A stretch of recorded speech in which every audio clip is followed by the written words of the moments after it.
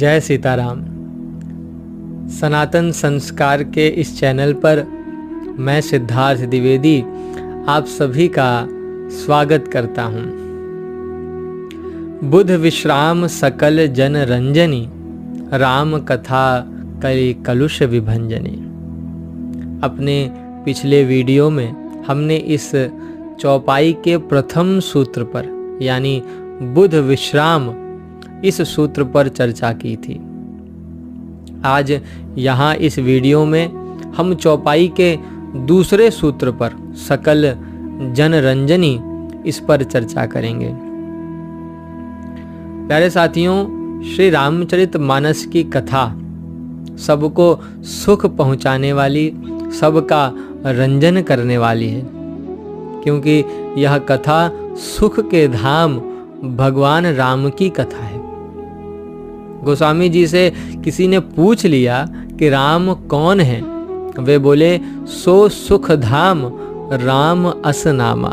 राम जी सुख के धाम हैं, सुख के निवास स्थान हैं, सुख के मूल हैं। इसलिए यदि किसी को सुख की अभिलाषा हो तो उसे चाहिए कि वह भगवान की इस पवित्र कथा को सुने। राम कथा जग पावनी गंगा।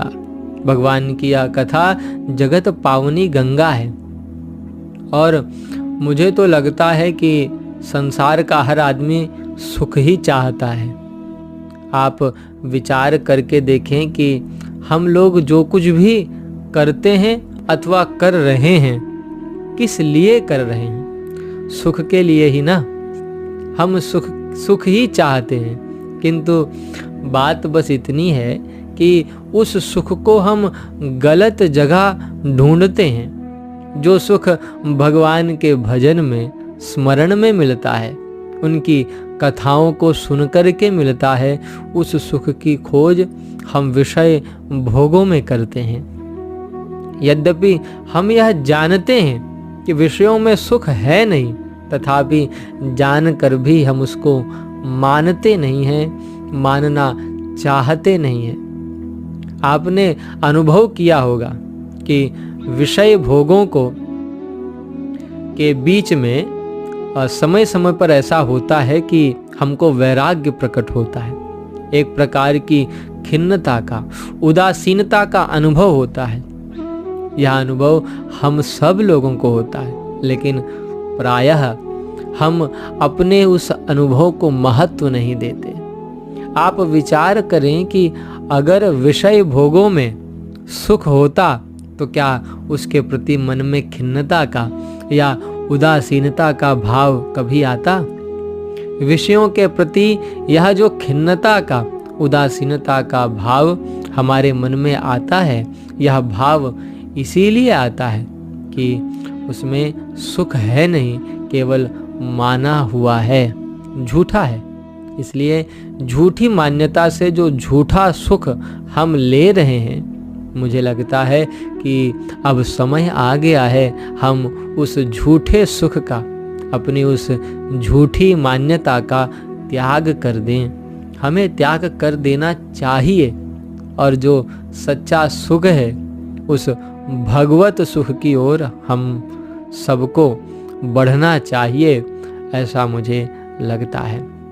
जब हम भगवान की ओर बढ़ेंगे, उनको मानेंगे और उनकी जगत पावनी गंगा रूपी इस कथा को सुनेंगे, तब जिस सुख की अनुभूति होगी, उस सुख को पाकर के आप और हम परम विश्राम का अनुभव करेंगे।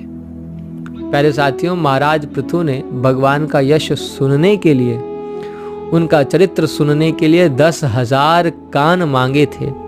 आप सोचिए कि अगर हमको और आपको कुछ मांगने का अवसर प्राप्त हो तो हम और आप क्या मांगेंगे? विषय भोगों को ही मांगेंगे, और क्या मांग सकते हैं? मियाँ की दौड़ कहाँ तक? किसी ने कहा भैया मस्जिद तक। लेकिन सत्य बात तो यह है कि अगर 10,000 इंद्रियों से भी हम विषय भोगों को भोग लें, तब भी ना हम सुखी हो सकते हैं और ना ही हमें विश्राम मिल सकता है। क्योंकि सुख विश्राम अगर कहीं है तो केवल और केवल भगवान में है, उनके चरित्र में है।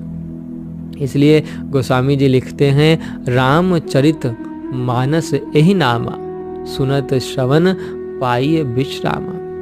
प्यारे साथियों, गोस्वामी जी ने कहा कि मानस की यह कथा चाहे कोई बुद्धिमान हो अथवा सामान्य हो, सबको समान रीति से तृप्त करने वाली है, सुख पहुंचाने वाली है। भगवान की यह कथा जो भी सुनता है वह तत्काल विश्राम प्राप्त करता है, इसमें कोई दो राय नहीं है। इसलिए आइए हम सब मिलकर के भगवान की इस सुखदायिनी कथा का आश्रय लें और अपने अंतर को सदा के लिए सुखी करें। जय सीताराम।